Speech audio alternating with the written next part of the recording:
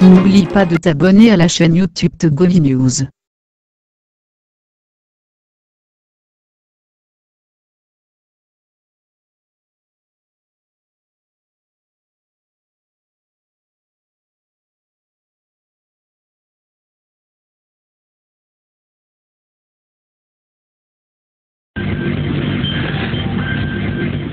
Madame, Monsieur, bonjour, bonjour à tous. Nous sommes très heureux de vous retrouver ce matin sur la radio Taxi FM Lomé, Taxi Fresh, la grande messe de vendredi. L'équipe est en place. Abi Alpha, Isotou, le patron du journal Le Rendez-vous, Loïc Lawson, le patron du journal Flambeau des démocrates, Kenanou Issifou, le journal L'Estrade, et Tchanyao Aremiao, Nouvelle Opinion.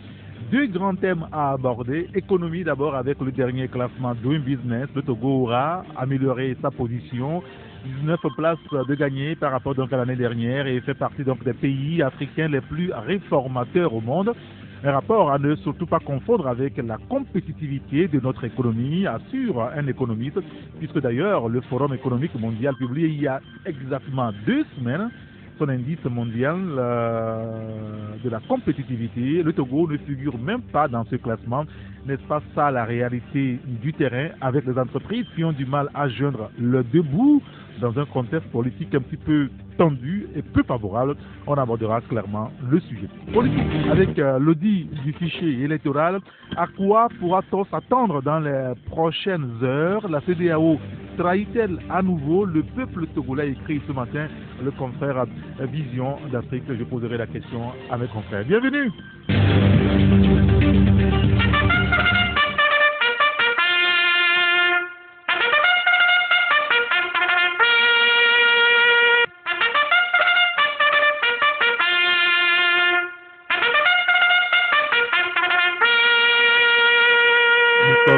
À l'antenne avec la petite chansonnette.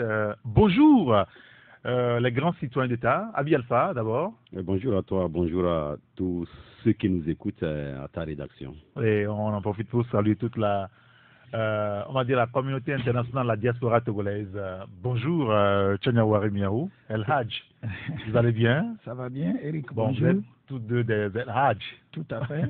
Aujourd'hui, c'est d'ailleurs vendredi, un jour saint pour les musulmans. Et donc, bonjour à toi, bonjour aux auditrices, aux auditeurs et bonne prière de Juma à tous les musulmans. Très bien. Merci d'être avec nous ce matin. On sera rejoint tout à l'heure en studio par un autre El Hadj, Kenanou Issifou et Loïc Lawson, un autre grand citoyen d'État. Mais je voulais qu'on évoque ensemble la question économique avec le dernier classement Doing Business. Et ce matin, beaucoup de journaux sont revenu là-dessus. Le Togo qui fait un bond de 19 places, peut-on lire dans le journal Le Tonnerre. Est-ce qu'il faut s'en réjouir véritablement? Le Togo aujourd'hui, il faut le dire, selon ce rapport, Togo qui fait partie désormais des meilleurs, sinon des pays africains les plus réformateurs au monde. Abi Alpha. Oui, bon, je crois que c'est un classement parmi tant d'autres. Et si ces classements étaient vraiment concordaient vraiment avec la réalité, le Togo ne serait pas là où il est actuellement. Donc, ce classement de Doing Business, je me demande s'il faut en rire ou bien il faut en pleurer. Parce que quand tu vois les réalités sur le terrain, si tu vis les réalités sur le terrain, tu suis ces classements qui se suivent, que ce soit par rapport à l'économie, par rapport au bien-être social, à la pauvreté, tout ce que, à la bonne santé des affaires. Quand tu vois ces différents classements souvent publiés par les différentes institutions qui se veulent quand même crédibles, ça fait parfois rigoler. Donc ça, là, ce n'est qu'un classement parmi tant d'autres.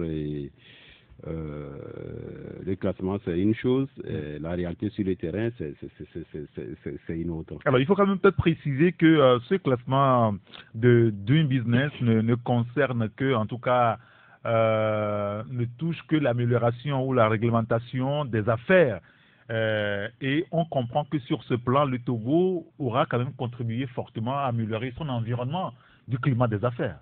Oui, il faut saluer tout ce qui a été fait et dire que nous sommes Togolais.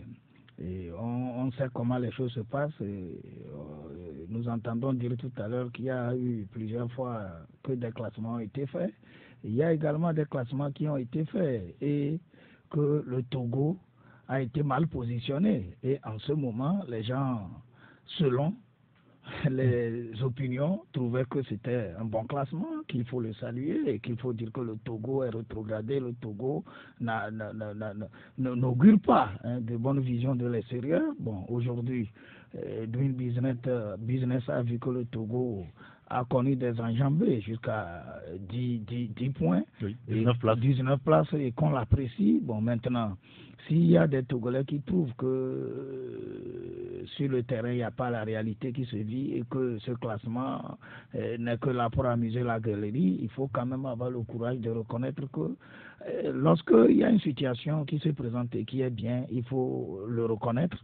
Et quand ça ne va pas, on le dit ensemble, mais il faut pas qu'on soit dans une logique où à tout instant, on est dans la logique de peindre tout en noir. Et quand les gens trouvent que de l'extérieur c'est bien et que de l'intérieur, nous-mêmes, nous trouvons que ce n'est pas bien. Parce qu'aujourd'hui, là, on est en train de nous dire que le gouvernement togolais a amélioré ou a facilité le cadre, sinon l'environnement des affaires au Togo, ce qui est une réalité. Mais il se passe quoi avec les entreprises réellement sur le terrain? La réalité.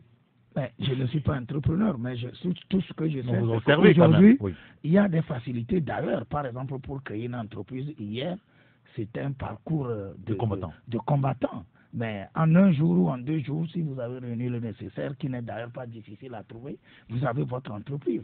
Et puis, aujourd'hui, avec, par exemple, la passation de marché, hier, les entreprises qui existent et tout ce qui se faisait dans le domaine des affaires, les gens le faisaient comme au bon gré de ceux qui donnent les marchés. Mais aujourd'hui, il y a la possibilité à tout le monde d'aller, quand on crée une entreprise, de postuler, de s'essayer à tout niveau. Et tout se fait avec justesse et justice. Et lorsque vous sentez que vous avez postulé, par exemple, à un marché, un gros marché, et que vous avez été lésé, il y a quand même la régulation qui se fait au niveau de l'ARMP. Et donc, moi, je crois que tous ces atouts sont quand même à prendre en compte pour pouvoir aller dire qu'effectivement, au Togo, le climat des affaires a été quand même balisé pour tous ceux qui veulent s'essayer dans le domaine. Il y a 2 semaines, je l'évoquais tout à l'heure, il y a le Forum économique qui a aussi, Forum économique mondial qui a rendu public son indice mondial de la compétitivité. Et là, quand on jette un regard dans ce classement, le Togo ne figure nulle part. C'est ça la réalité en réalité. Peut-être que je me répète un peu sur le cas du Togo. Si le seul fait de créer, de faciliter les conditions de création d'une entreprise suffisait, mais nous tous ici, là, chacun peut en créer 10, 15. Ça, là, ça ne veut rien dire. Je crois qu'à partir du moment où une entreprise est créée, quelles sont les facilités qu'on l'accorde sur le terrain pour qu'elle puisse exercer? C'est de ça qu'il est question. Je prends un exemple simple. Si on prend, entre-temps, les entrepreneurs, leur peur, si je peux ainsi le dire, c'était par rapport à la fiscalité. Est-ce que la façon dont j'ai payé mes taxes, est-ce que ça répond? Est-ce que j'ai pu vraiment être en règle? Est-ce que mon inspecteur ou bien mon expert qui se charge de ma comptabilité a été à jour dans les cahiers comptables? C'était autant de questions qui taraudaient les chefs d'entreprise. Maintenant, il y a mieux. Sinon il y a pire. Il y a le cas social. Le cas social, en temps normal, ça se faisait tel que ça se doit. On doit s'en réjouir parce que quand tu emploies des gens, c'est de ton devoir de faire en sorte qu'après leur retraite, par exemple, qu'ils puissent se sentir, n'est-ce pas, à l'aise. Mais quand des emplois, dans des entreprises, les gens refusent de se faire déclarer à la caisse parce que une fois admis à la retraite, on a des difficultés à rentrer dans ces droits par rapport à la caisse alors qu'on a bel et bien cotisé, ça fait problème. Quand il y a pire, quand tu vois les démarches des syndicalistes et différents corps de métier, leurs démarches vis-à-vis de la caisse de sécurité sociale, quand on vous dit que la caisse, par exemple,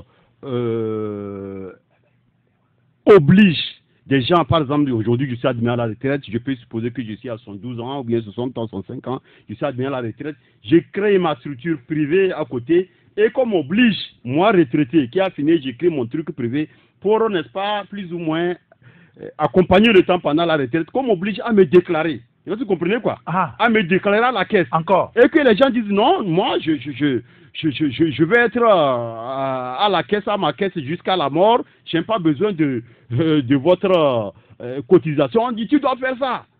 Et bon, c'est-à-dire c'est le fait pour l'entrepreneur de déclarer. En même temps, quand vous créez une entreprise, vous devez quand même déclarer ceux qui travaillent avec vous. S'il vous plaît, que ce soit dans le privé, que ce soit dans le public, le fait de déclarer les agents est devenu un harcèlement.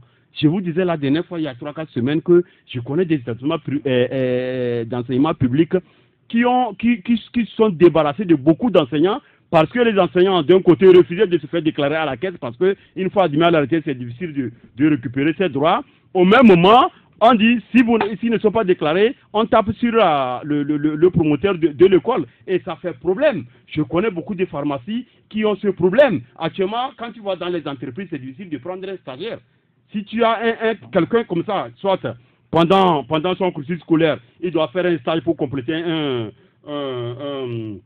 son dossier de soutenance ou bien tout ce que vous savez, et qu'il demande de soutenance maintenant, c'est la croix et la bannière. Parce que quand on prend les stagiaires, tout de suite, c'est la caisse qui arrive, tu dois les déclarer. Bon, c'est-à-dire ça devient vraiment, c'est complexe. Et pour vous, ça alourdit la situation. Ça alourdit. Je vous donne la parole aussi. Ça alourdit. Et puis quand on met certains à la tête de certaines entreprises qui se prennent pour des petits dieux, à qui on ne refuse rien, c'est difficile d'assainir le monde. Bonjour, Kenanou Issifo. Bonjour Eric, bonjour à mes confrères ici, Tiagnaor à la parole, qui se calme un peu. Et je m'excuse encore pour ce retard, indépendant donc de ma volonté. Parfait, merci de nous avoir rejoints, c'est important. Beaucoup, merci.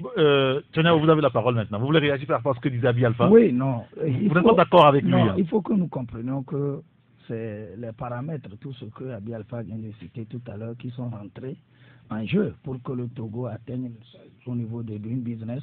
Parce que, vous savez, nous sommes un pays démocratique et nous sommes en train de copier cette même démocratie et on cite tout le temps des pays en référence. Quand vous voyez un Togolais, il veut vous parler de la démocratie, il vous parlera par exemple du Sénégal, il vous parlera du Bénin à côté, il vous parlera d'autres pays que tout le temps nous brandissons.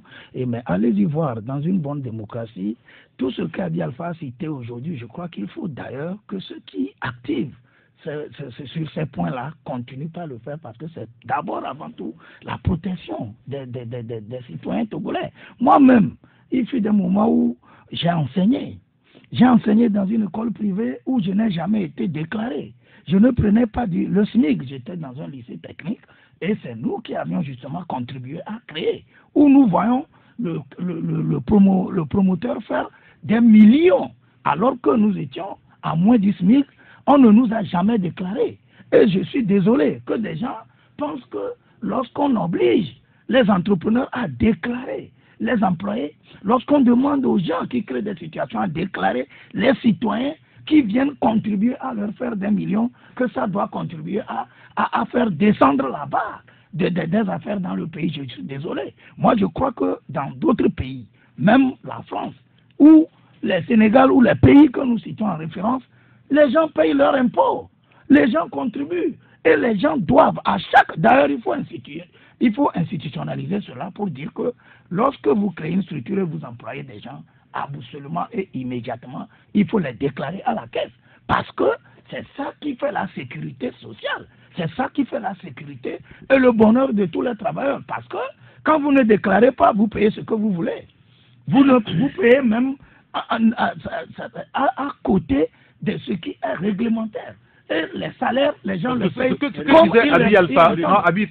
Je crois que quand on dit que quelqu'un qui est parti à la retraite et qui revient maintenant à la charge crée une structure, il crée une nouvelle structure avec de nouveaux employés, il faut déclarer ses employés.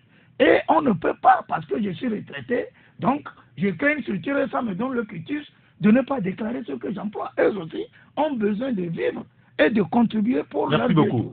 Maintenant, quand on dit qu'on ne paye pas les gens... de l'environnement des affaires. Aujourd'hui, le gouvernement semble nous dire, à travers ce rapport du business, qu'il a fortement amélioré le climat des affaires. La Banque mondiale est d'accord là-dessus. C'est d'ailleurs pour ça qu'on a gravi les échelons, on a gagné 19 places. Mais dans la réalité, sur le terrain, est-ce que c'est une vérité?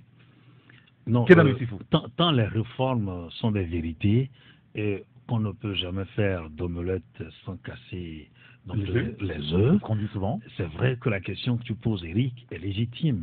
Mais le problème, c'est qu'à la base, quand pendant très longtemps, il n'y a pas eu de justice sociale et d'équité, tout ce que vous faites qui peut effectivement, comme vous l'avez dit, améliorer le climat des affaires, induire de nouveaux paramètres, changer les paradigmes, ne peut pas tout de suite profiter à la base.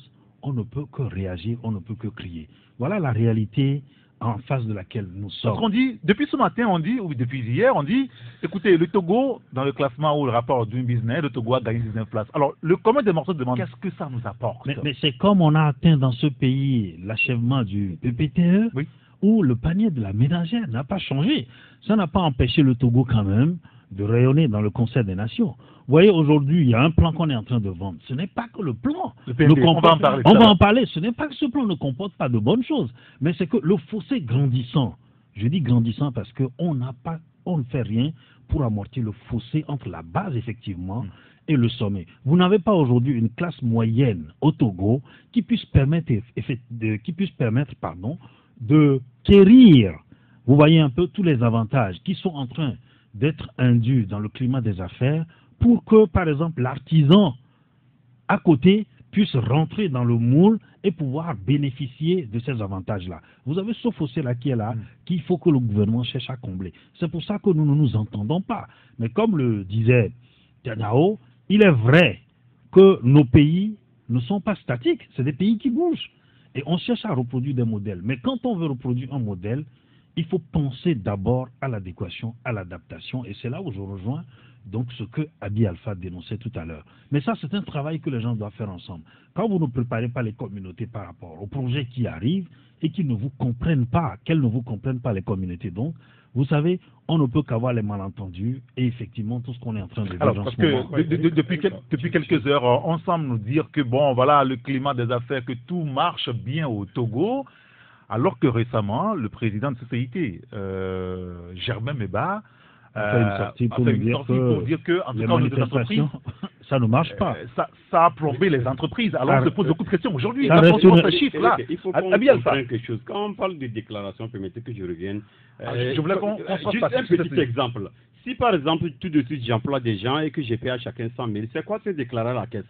Ce que, à la fin du mois, à partir de son salaire que je dois lui donner, à partir de ces 100 000, je prélève 3,5%. Oui. À ces 3,5%, j'ajoute de quelque part où moi seul, dont je connais moi seul l'origine, 17%, oui, c'est-à-dire, oui, bien sûr, et ça fait 21%, oui, qu'on doit envoyer dormir à la caisse pendant tout son temps qu'il aurait fait chez moi pour qu'à la retraite, il puisse, sur 100 000, quand on prévoit 21 000, ce n'est pas rien. Et quand quelqu'un fait ça pendant 20 ans et qu'il est allé à la retraite, et que pour prendre ça, c'est la quoi et la bannière, qu'on me dise que c'est facile, s'il vous plaît, qu'on me dise que c'est facile à la retraite, qu'on me dise, s'il vous plaît, qu'on me dise que c'est facile à la retraite de faire les formalités pour nécessaires. Vous, c'est la finalité. C'est la finalité que vous demandez. Parce que ça devient de l'escroquerie. Oui, quand on me dit que la caisse, par exemple, a prêté plus de 200 milliards à l'État, la caisse a trouvé ça où? Pendant que les fonctionnaires sont en train de mourir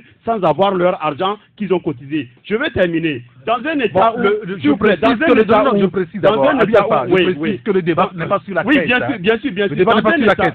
Dans un État où l'électricité est tellement chère que beaucoup, je dis bien beaucoup, et je mets les gens à défi, de grands exploitateurs qui sont obligés de consommer beaucoup de kilowatts, sont obligés de manipuler leurs compteurs. Ceux qui sont des techniciens du terrain, ils vous diront ça, parce que c'est tellement cher, ils sont obligés de s'entendre pour manipuler les compteurs, de façon à payer des factures acceptables. Dans un milieu où, au gré des mouvements politiques et des circonstances, on peut vous priver de l'Internet. Dans un milieu où la justice, elle fait parfois des efforts pour rendre des arrêts qui ont des difficultés à être appliqués. Mais, souffrez que les affaires ne peuvent pas. Et puis, s'il vous plaît, Quand je dis toujours ici que quand quelqu'un te promet le chapeau, regarde d'abord le chapeau que lui-même porte. Dans un pays où toutes les entreprises d'État qui sont censées faire rentrer de l'argent pour le pays sont déjà tombés en faillite. Vous pensez que c'est les privés qui vont bien se porter? Merci beaucoup, Abi Alpha. Seigneur Rémiao.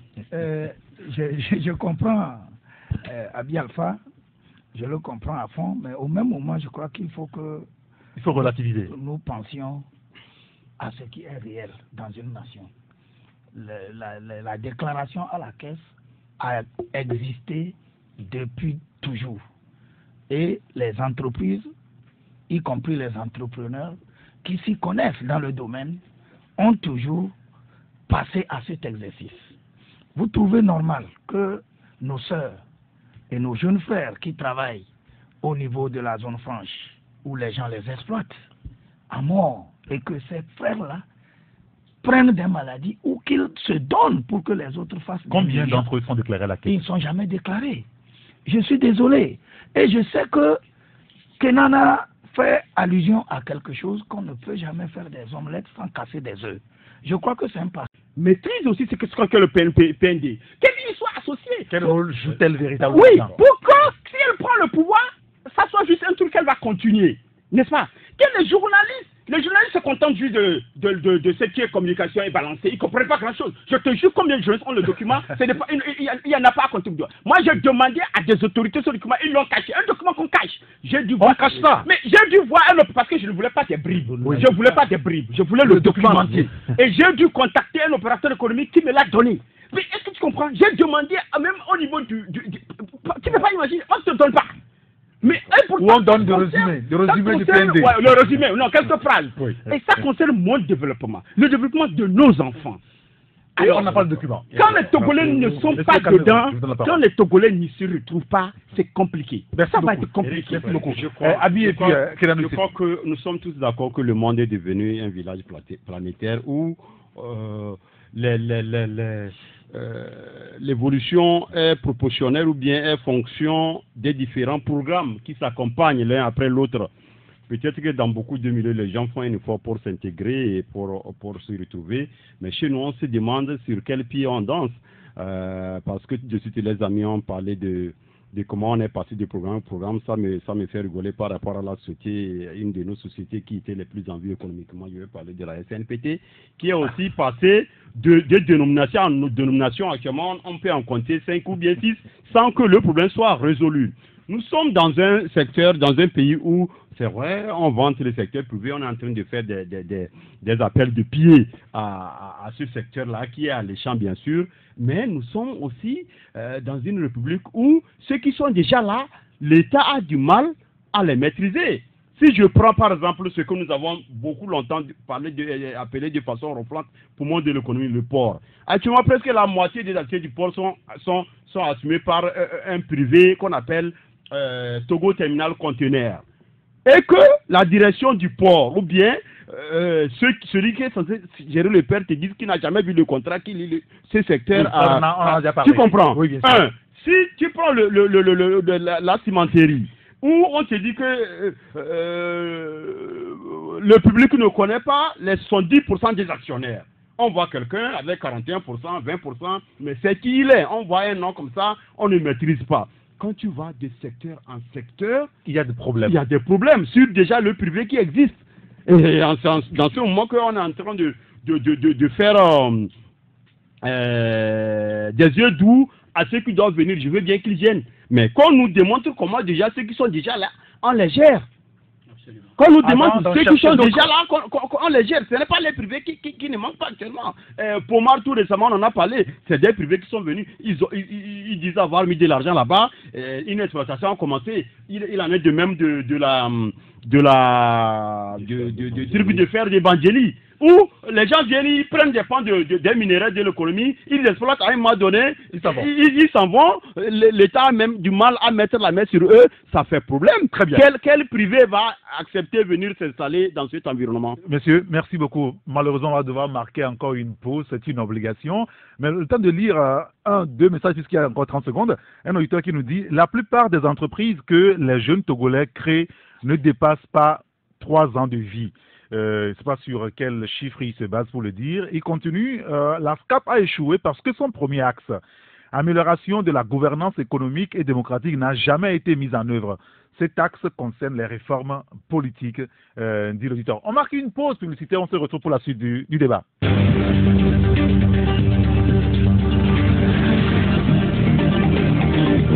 Deuxième partie de Taxi Presse avec Loïc Lawson, Abi Alpha Izotou, Kenanou Issifou et Tchanyao Aremiao. On devrait avoir la liaison avec la rédaction de Taxi FM. Elle n'est pas prête. On va passer donc au sujet. Elle est là.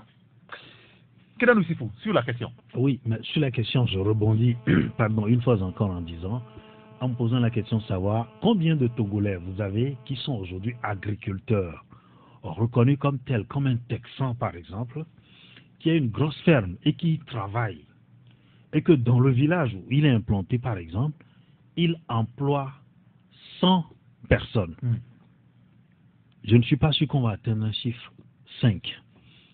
Ma première inquiétude, elle est là. Je reviens là-dessus et je dis, il est important de comprendre que on a dessiné un triangle, sinon si vous voulez, une figure géométrique, dont l'angle qui est de pointe, par exemple, ou disons, comment est-ce que je peux appeler ça? L'élément fondamental ne se dessine pas et n'est pas partagé par le commun des mortels, sinon par tous les Togolais. Oui. Et c'est là où je dis, le président de la République a son idée de la chose, mais je ne suis pas sûr que même ses propres collaborateurs soient au même niveau que le président de la République et parler du bas peuple. Moi, je me rappelle, j'étais avec une association au cours d'une sensibilisation où une fille en gestion, étudiante, a levé le doigt et nous a posé la question suivante. Quand vous nous reprenez la vision 2030 du chef de l'État, oui, je vous pose la question de savoir si c'est le chef de l'État seul qui met en œuvre sa vision ou si c'est avec le peuple togolais. Ça pose tout le malaise de la question. Le chef de l'État, ce n'est quand même pas quelqu'un qui est bête, il réfléchit. Diriger des millions de personnes, rencontrer tout ce qu'il rencontre par jour, imaginez l'ouverture d'esprit qu'il peut avoir. Mais il se dit, si je fais ça chez moi, comme le disait Tchanyao, je peux sortir mon pays de la pauvreté. Mais la crainte, c'est que je ne suis pas sûr que Faure Gnassingbé soit sur la même longueur d'onde que ceux qui l'entourent, ceux avec qui il travaille. Il y a un problème, et quand je parle de fossé... S'ils les interrogent, s'ils discutent, oui, ils comprendront. Oui, mais le problème, quand je dis ça, ce n'est pas facile. Vous savez, un pouvoir, c'est tout un ensemble de choses. Il y a des choses que vous ne pouvez pas soupçonner quand on a le pouvoir, quand on est au pouvoir.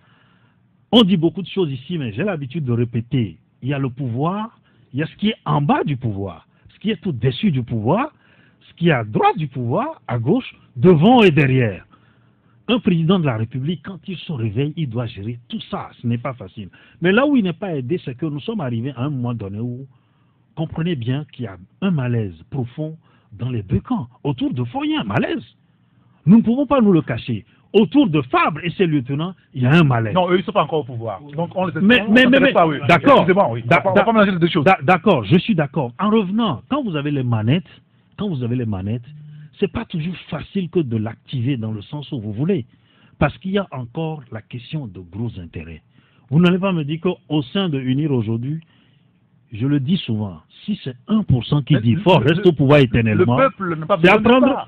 Mais le peuple n'a pas besoin de ça. Tout à l'heure, Loïc disait, mais est-ce que ce programme Nation Développement, est-ce qu'on associe le peuple? C'est ce qui fait que le peuple ne va pas associer, parce que si des gens ont des agendas cachés derrière cela, on ne va pas laisser ouvrir la vanne. Pourquoi est-ce que pour un document aussi alléchant, aussi intéressant, document il est caché? Posez-vous la question.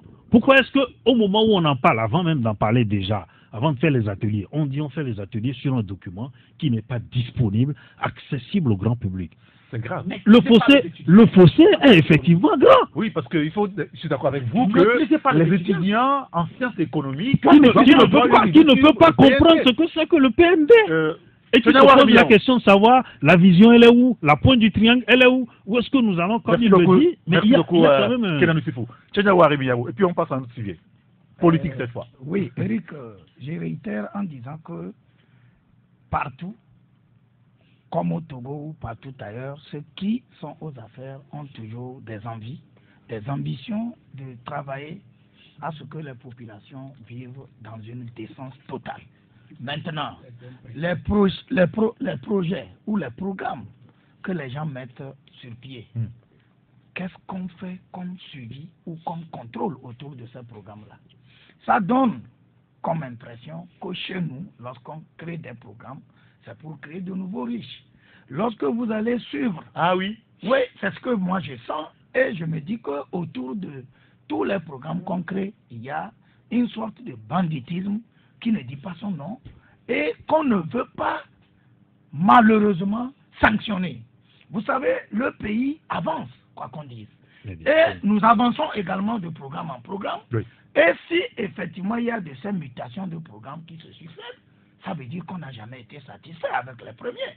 Nous avons connu récemment le PUDC. Oui. Avant d'être aujourd'hui au PND, on a fini avec... Non, lui, c'est un développement communautaire. Oui, mais attends, c'est des programmes. Oui. Tout ça là, quand vous observez, ça fait des riches. Oui. Malheureusement, parce que quand on crée les programmes et on dit que voilà... Oui, les populations deviennent riches, c'est pas un problème ça. Non, pas les populations. Les gens qui sont appelés à piloter ces programmes-là. Et c'est en cela que moi j'ai dit qu'il y a un laisser-aller. La vision, elle est là. On donne l'impression qu'on veut sortir les populations de la précarité, oui. Mais qui sont ceux qui pilotent tous ces programmes? Qu'est-ce que ces gens-là deviennent? Quel contrôle on fait? Effectivement, quelqu'un a dit à ce plateau qu'on ne peut pas aller à un développement sans en associer la population. Oui, Loïc l'a dit. Et les programmes sont faits et sont conçus rien que pour les populations. Et quand ces populations n'adhèrent pas à ces programmes, et que c'est quelques individus qui vont chanter les programmes à travers les discours, et que ce sont ces individus, quand ils vont sur le terrain, ils reviennent, ils disent tout va bien. Et que finalement, ce sont eux qui construisent des châteaux, qui construisent tout, qui vivent l'opulence, et qu'on ne fait pas le baromètre pour voir qu'est-ce qui a été fait. Moi, je crois qu'on ne peut qu'échouer. Actuellement, nous avons fini beaucoup de programmes, nous sommes avec le PND. On est allé chercher tous les moyens nécessaires pour accompagner ou pour donner un succès au PND. Attendons et prions en tant que citoyens que ces retombées-là rentrent dans une réalité. Il y a un auditeur justement qui nous dit que les milliards qui sont déjà sortis pour faire la promotion ou pour faire tout ça, ce qu'on observe autour du PND, si on nous les communique, nous serons surpris. Et en un moment, il faut qu'on nous fasse les comptes, dit l'auditeur, parce que l'argent englouti dans ce PND est extrêmement grave. On pouvait acheter au moins 5 scanners pour nos hôpitaux régionaux, dit l'auditeur. Bon, d'accord, très bien. Oui, mais pas de confusion. Le PND n'a pas encore, à mon avis, englouti. Peut-être l'argent qu'il donne, peut-être, je ne sais pas si c'est pour les voyages de chef de l'État qu'il parle. Non, pas le... Je ne sais pas. Pas du tout. Mais écoute, pour finir avec ce sujet, ce que j'ai à dire qui est assez important et qui doit aller là où il faut que ça aille. C'est-à-dire, j'avais déjà dit qu'il faut déjà associer toutes les couches sociales, surtout les étudiants, les journalistes. Pas du journalisme pour venir faire de la... Non, c'est du journalisme, on leur explique quoi. Il y a des journalistes qui font autre chose. C'est pas... Non, il faut que ça soit du journalisme. Tu comprends? Pas du griotisme. Voilà, c'est non, à partir du moment où vous n'avez pas des spécialistes, des journalistes, c'est pour ça qu'il faut les former. Il ne faut pas prendre, je dis, il faut pas prendre les directeurs de publication pour venir gongoler. Si dans des rédactions, il y a des spécialistes en économie, pour leur expliquer. Voilà.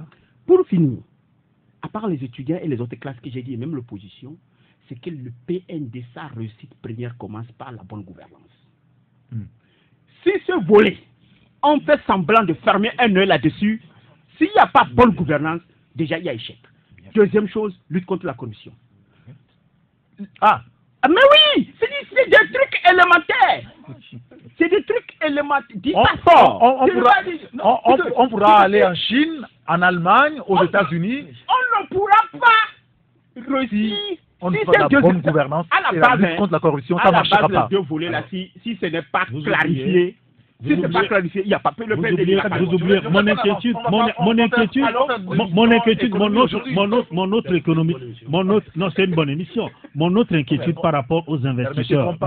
N'oubliez pas qu'il y a eu des gens, qu'il y a eu des initiatives dans ce pays où quand l'investisseur arrive, celui qui l'amène veut prendre 20% pratiquement de l'enveloppe à mettre en œuvre le marché. Vous pensez que le gars, il va rester, il ne va pas rester. D'où, effectivement, la nécessité aujourd'hui d'avoir des paramètres qui permettent de contenir l'appétit financier de certains groupuscules. Je pense mercredi ici, c'est parce qu'il disait que les jeunes qu'on finance là, on dit vous êtes admis à ce programme, vous avez 5 millions, voilà. Et quand on lui donne 5 millions, les chèques on voit ça à la télévision, mais à la fin, il s'en sort qu'avec 2 millions par exemple. Mais puisqu'il faut gérer les gens, comme le dit quelqu'un, il faut gérer les gens parce que c'est quelqu'un qui l'a mis là-bas. Et ces 20% là, allez-y savoir qui sont derrière, qui poussent les gens à créer les entreprises pour absorber des fonds.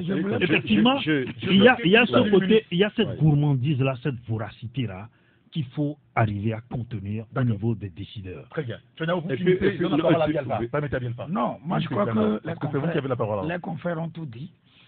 Il y a ce laisser-aller qui devient périn et qui se transforme en coutume dans notre pays. Il y a un auditeur qui voudrait vous remercier pour votre bonne réflexion sur ce que vous avez nommé les nouveaux riches. Oui, ben écoutez, donc je dis que il y a des commissions, comment vous les appelez, anti-corruption, qui ont été mises sur pied, et depuis, le peuple attend, on ne voit rien. Mais dans le quotidien, non, vous voyez, vous connaissez ce que le Togolais peut gagner comme salaire. Quand je le dis, c'est sous réserve. Je sais, nous connaissons la grille au Togo. Même les ministres et tout, on connaît ce qu'ils prennent. Mais quand vous jetez un regard dans notre pays, vous voyez que c'est moins les privés qui réalisent, mais c'est les gens qui sont à l'administration qui font des folies. Et je crois que quand vous avez un pays où les gens qui sont à l'administration font plus de richesses, ça veut dire qu'ils sont plus riches que les opérateurs économiques, ça veut dire que ça ne va pas. Et je crois que c'est tout ça là, c'est ça qui plombe effectivement le décollage, et c'est ça qui plombe la réussite des projets, des programmes que, fort heureusement, le chef de l'État visionne de faire marcher dans le pays. Abi Alpha, ce matin, le confrère de l'Alternative est revenu sur le cas du ministère de l'Agriculture. Beaucoup de milliards sont investis dans l'agriculture, mais pourquoi le secteur peine-t-il à décoller? Bon, il y a un aspect qu'on ignore, je crois qu'il est délicat et important. C'est par rapport à l'État lui-même. Je donne un exemple précis pour que vous compreniez. Entre-temps, on nous a fait voir aussi un programme que nous avons salué. On a parlé de l'État togolais qui allait négocier, qui attend de l'Inde, je crois bien de l'Inde, 150 milliards pour construire un centre de santé digne de ce nom. Vous comprenez? Ce programme a été vanté et puis il y a eu des déplacements par rapport à ça en Inde, je crois savoir. Ça a été vanté au moment où le Niger levait le voile sur un centre de santé similaire qu'il a construit à concurrence de 45 milliards avec des fonds reçus auprès du même bailleur. Pour un centre de santé plus ou moins dans les mêmes proportions, c'est-à-dire dans les mêmes standing, on nous parle ici de 150 milliards. Auprès du même bailleur chez qui vous avez des antécédents de mauvaise gestion par rapport à l'argent des scanners. Est-ce qu'on peut vous prendre au sérieux? Donc moi, ce n'est qu'un exemple. Et c'est pourquoi moi j'ai dit à l'époque que ce financement qu'on a vanté, en tout cas, je donne ma tête à couper si demain, les Indiens, mais ça va être difficile parce qu'ils ne sont pas cons. Pour les mêmes choses, les autres ont eu besoin de 45 milliards pour exécuter et vous avez besoin de 150 milliards, alors que par le passé, on vous a donné de l'argent pour les scanners, vous avez mal géré. Allez comprendre. Très bien. Je ne prends pas le politique maintenant. Juste un petit mot. En 5 minutes, c'est vraiment dans la parole aux auditeurs. Juste un petit mot. Vous savez, Ali Miantchania a touché du doigt une réalité. Normalement, dans tout pays qui veut évoluer, il faut laisser le secteur privé créer la richesse. Mais vous avez une administration qui est à la fois juste et partie, qui pèse sur le quotidien des Togolais. C'est là où on consomme plus l'électricité, à cause de la gabégie qu'on fait. C'est là où, en réalité, on utilise mal d'accord, les services publics. Et c'est là où, en fait, parce qu'on sent venir le truc, on met déjà en place des sociétés, on va dire, je ne sais pas quel nom je vais leur donner, et on absorbe, on absorbe tout le financement qui est venu pour les projets, et finalement, on laisse que des miettes pour le secteur privé. C'est pour ça que la question du secteur privé tout à l'heure, je demandais à savoir combien de gens aujourd'hui vous avez qui sont des agriculteurs, comme un Texan, je donne un exemple, même comme un Sud-Africain, qui emploie 1000 personnes dans une ferme que vous voyez, il est autonome et qui peut mettre sur le marché des produits de qualité.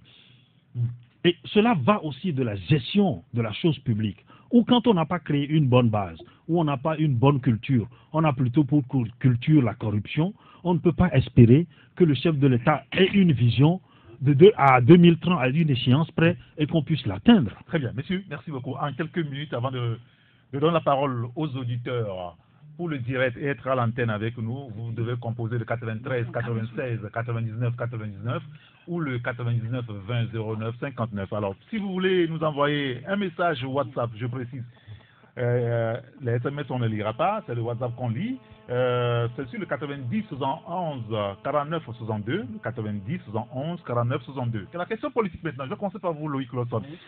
Aujourd'hui, quand on voit le paysage, l'attention, elle est toujours là. Le dernier fait, c'est cette lettre adressée donc au président de la CENI par la commission de la CEDEAO par rapport donc aux experts qui devront être donc recrutés pour l'audit du fichier électoral. Et donc ce matin, on se pose carrément la question. La question elle est simple, je vais dire.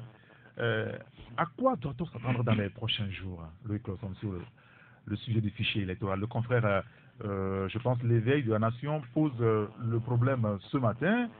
Est-ce que ça signifiera, si les experts valident ce fichier, est-ce que ça signifiera qu'on est en train de valider le recensement qui a eu lieu?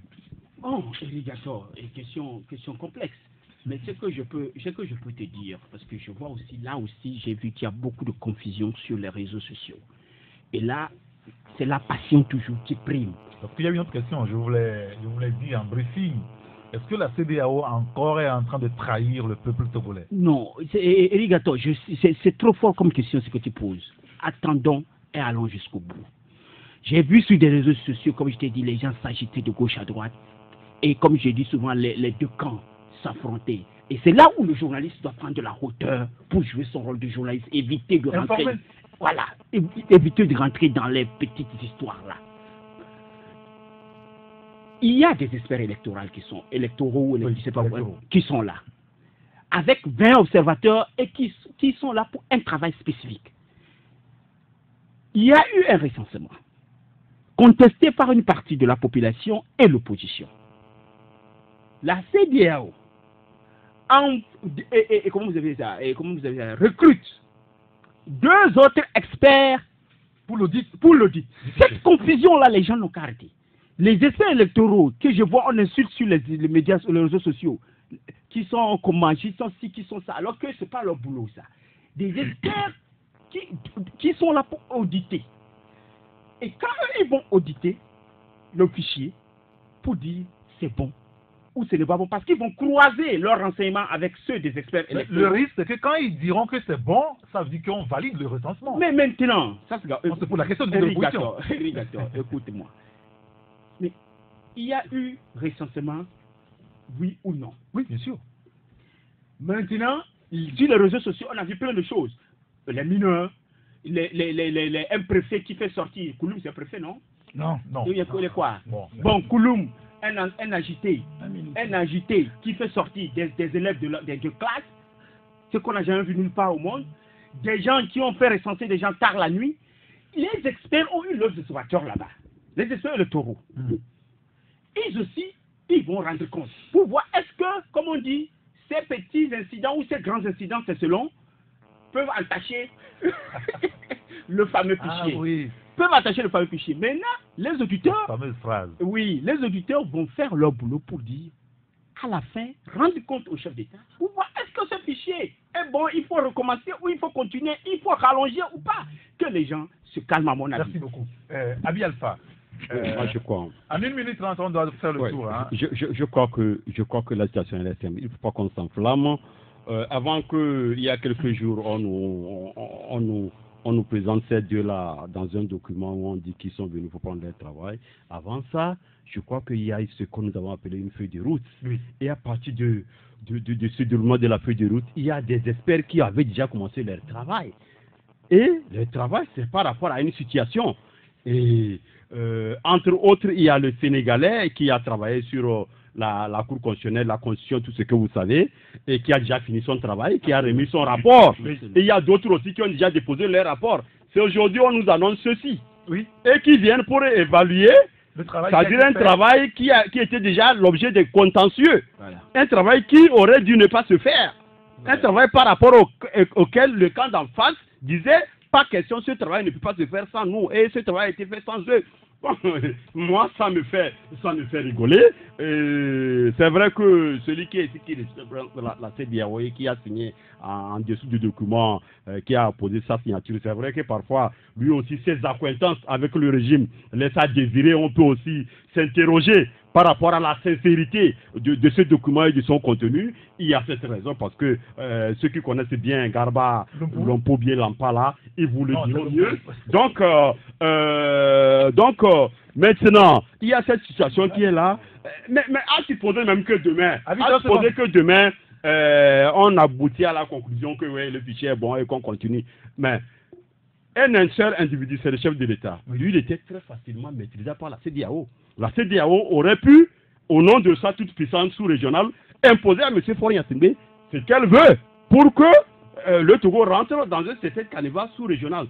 Si la CEDEAO n'a pas pu le faire, je ne crois pas que c'est à 7 millions de Togolais qui pourra venir dresser derrière un rapport ou bien derrière un ressentiment dont les Togolais ne sont pas d'accord. Donc attendons de voir le résultat et on verra comment ça va. Ce n'est que des débats de caniveau, moi. Excusez-moi, je crois bien. Merci beaucoup, Abi Alpha, d'avoir participé à ce débat de caniveau. Oui, Kenan Sifo. Alors, c'est vrai qu'à un moment donné, le silence de la CEDEAO peut laisser à poser.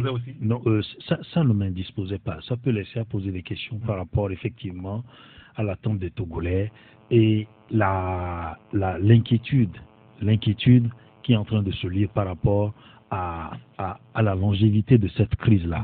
Mais cela ne veut pas dire qu'en réalité, comme nous le disons, l'institution sous-régionale ne fait rien. De toute façon, moi je crois plutôt que c'est une indication qu'on est en train de nous donner, à savoir qu'en réalité, nous sommes nous-mêmes les détenteurs de notre destin dans un premier temps. Parce que si, tant est que nous ne pouvons pas nous parler et qu'on en arrive à ça, il y a un problème. Et comme nous le disons ici, il faut éviter, je le dis souvent, ce débat effectivement de caniveau, je suis d'accord, qui alourdit le travail des uns et des autres. Parce qu'en fait, vous ne pouvez pas obliger les gens à tailler à la mesure de votre aspiration, quel que soit le camp dont vous êtes issu, le travail qu'ils sont en train de faire et qu'ils font d'habitude. Il y a eu des cas. Soyons calmes, mais souhaitons le meilleur pour notre pays. Et je le dis, un processus électoral qui commence sur fond de tout ce qu'on est en train de vivre doit être suivi de très près. Et un processus électoral, en réalité, c'est un processus de fait. Voilà. Ça ne devait pas être objet ou source de malheur, pour le peuple. Tchenao. Et puis, dans 2 minutes, on va prendre les auditeurs au téléphone. Allô, allez-y. Eric, je dis tout simplement sur ce sujet que je suis togolais. Tu es togolais, il y a beaucoup de Togolais qui nous écoutent. Bien sûr. Nous savons ce que notre pays a traversé. Et nous savons comment les gens nous sont venus en secours. Et comment on nous a amenés à une feuille de route. Et nous avons vu aussi tout ce que les gens font pour que le Togo s'en sorte. Il y a eu, dans le cadre de cette feuille de route, on nous a dit que nous aurons aux élections le 20 décembre et puis chacun s'est lancé dans son boulot, la CENI et tout le monde. Je sais également qu'il y a eu appel au boycott. Et cet appel, quoi qu'on dise, il y a des Togolais qui ont suivi cet appel au boycott de la C14 et au même moment il y en a qui sont sortis pour se faire recenser. Maintenant, il y avait des observateurs qui étaient là lors du recensement. Ce qui se passe aujourd'hui de façon précise, c'est que il y a eu également des mineurs et des gens qui n'avaient pas qui ont été à 2 ou à 3 fois recensés. Oui. Je crois que la CENI s'est attelée, elle va dépoussiérer tout cela. Il va rester maintenant les gens qui ont le droit d'avoir ces cartes-là qui restent. Et de l'autre côté, ceux-là qui ont suivi le boycott. Maintenant, je ne veux pas, en tant que Togolais, aller de trop vite en besogne. Nous allons attendre que le résultat ou la commission ou ceux-là qui sont là aujourd'hui pour jauger tout ce qui a été fait nous disent si ceux qui se sont fait recenser représentent une marge qui permette d'aller à une élection ou si ceux-là qui ont refusé de se faire recenser représentent la marge pour bloquer le processus. Donc, attendons, nous verrons et on avisera tous. Et cet auditeur de nous dire que la CEDEAO nous a trahis, nous trahit depuis, rappelez-vous, d'Alpha Oumar Konaré, Mamadou Tandja, jusqu'à aujourd'hui. On prend notre premier auditeur au bout du fil. Allô? Allô? Oui, bonjour. Bonjour. Monsieur, quel est votre nom? C'est Didier. Monsieur Didier, nous vous écoutons. Oui, mais ce que moi je ne comprends pas, chaque fois dans le développement, on accuse l'entourage du chef de l'État, le ministre, la Premier ministre de femmes qui nous quoi, le chef de l'État noir. Mais j'ai l'impression que vous épargnez le chef de l'État, mais c'est lui le premier responsable. C'est lui qui nomme ces gens. Si les gens ne savent pas, c'est lui qui voit qui travaille pas. Donc c'est lui-même les complices.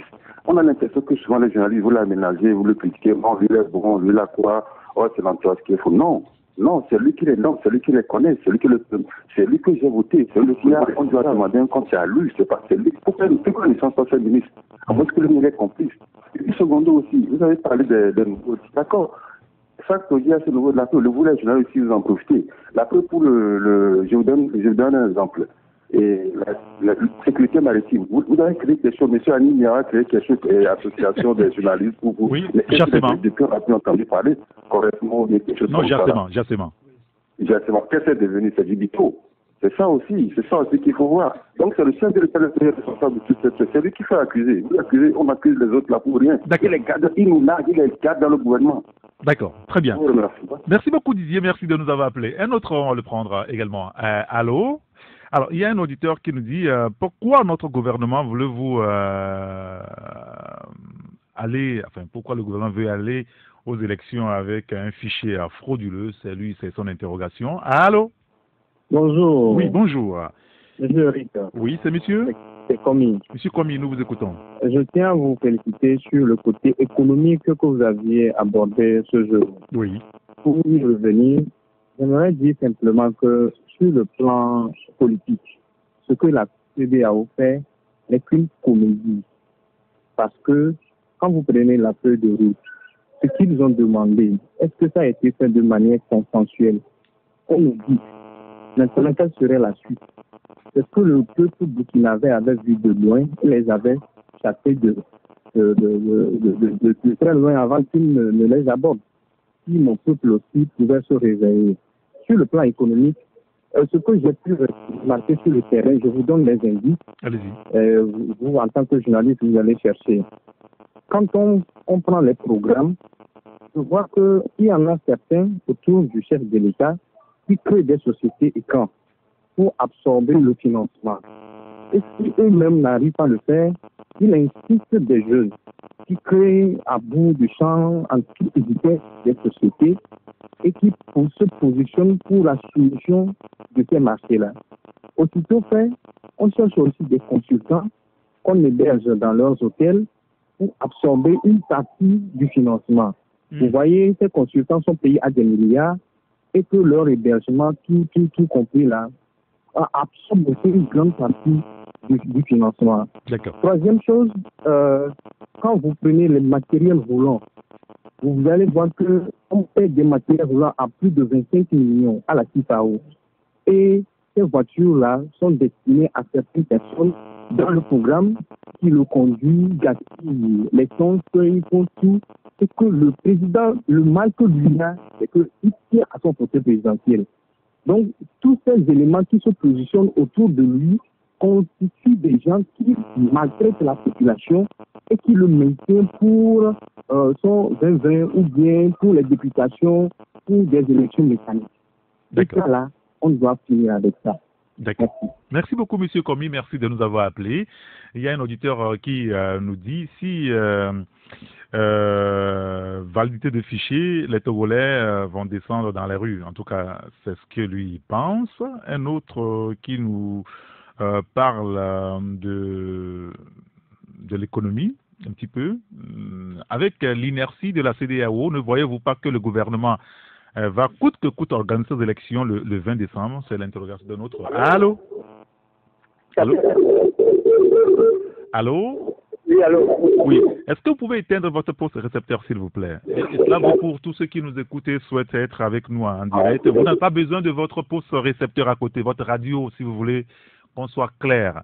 Éteignez la radio qui est à côté de vous. Messieurs, on ne peut pas vous recevoir. Merci de nous avoir contactés. C'est très gentil. Un autre auditeur qui nous dit... oh là là, il est un peu dur. Je vais plutôt lire un autre message. N'est-ce pas, Tchaniao nous disait la fois passée qu'il n'a pas vu recenser les mineurs. J'espère que Loïc lui a répondu par rapport donc au cas Kouloum. Un autre auditeur de nous dire est-ce que les experts sont réellement envoyés de la CEDEAO? Lui, il a des doutes encore là-dessus. Je rejoins l'auditeur Didier pour dire que le chef de l'État est plus que complice que ses amis coupables détourneurs. C'est pour ça qu'il me le dit. Allô? Allô? Oui, bonjour. Allô, bonjour. Quel est votre nom, s'il vous plaît? C'est Eric. Nous vous écoutons, cher Eric. Bon, moi, je voudrais revenir sur l'enrôlement des mineurs et des gens qui se sont fait enregistrer 2 ou 3 fois. Allez-y. Souvent, quand vous évoquez ce problème, vous oubliez aussi les fous qu'on a enrôlés. On a enrôlé les handicaps mentaux là, sur côté. J'en connais 3, moi, personnellement, qui ont été enrôlés. Ah bon? Mais vous ne faites jamais cas. Il me semble qu'on a déjà parlé de ça ici une fois. Hein? Peut-être que vous avez raté l'émission là. D'accord. Maintenant, moi, je voudrais revenir sur le cas du Sokodé, ce qui se passe à Sokodé. Oui.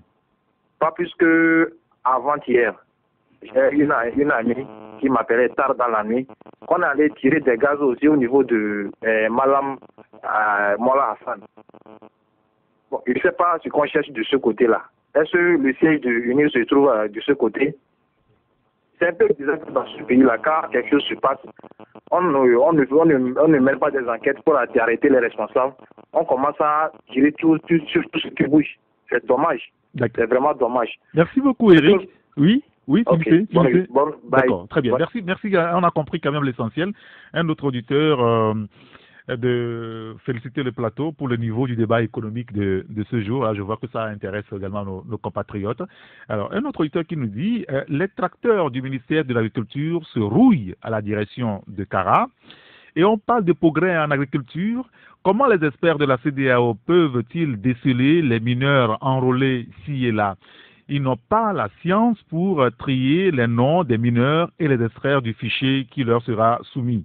En outre, les ordinateurs ont été programmés pour absorber tout ce que les EPS vont y introduire. Ces EPS avaient des consignes d'exécution fermes. Alors, comment se prendre au sérieux avec toute cette mascarade organisée en toute tranquillité, dit l'auditeur. Notre dernier auditeur au téléphone, allô? Oui, bonjour, monsieur. Oui, bonjour. C'est monsieur? Oui, c'est monsieur Henri. Très bien. Nous vous écoutons, monsieur Henri. Oh, c'est juste pour vous féliciter pour tout ce que vous faites sur le plateau là-bas. Moi, nous, je ne sais pas, nous sommes nombreux à souhaiter que souvent vous parlez plus des mots qui touchent les secteurs et dénoncer les choses, que toujours de parler de la politique qui nous gêne beaucoup. D'accord. Ça n'évolue pas, on ne sait même plus de quel côté, qui est accusé. On dirait qu'ils sont tous les mêmes. Donc nous voudrions que vous parliez des mots de la ville, du pays en général, et tout ce qu'on peut corriger, pour qu'au moins ça puisse. Vous avez parlé de la route qui était quelque part vers Djidjolé, et vous avez parlé de ça. Oui, les travaux ont commencé, c'est ça. Les travaux ont commencé, vous voyez, quand vous parlez des choses comme ça, c'est mieux que de venir parler toujours des politiciens qui s'en fichent de nous. D'accord, très bien. Donc franchement, nous sommes en colère. La route, c'est les politiciens qui la font, mon cher ami. Oui. Donc, bon, c'est moi mon entendement. Oui, bien dit, c'est votre avis là-dessus. Monsieur Henri, merci de nous avoir contactés, on a compris, merci beaucoup. Je donnerai la parole maintenant aux confrères pour qu'on clôture. Il y a un auditeur qui nous dit merci pour le professionnalisme. La réussite de tout programme au Togo passe par la réforme de l'administration. L'achat des voitures et le carburant absorbent la majorité du budget, dit l'auditeur. Il y a un autre qui nous dit les sociétés privées sont en même temps les sociétés d'État.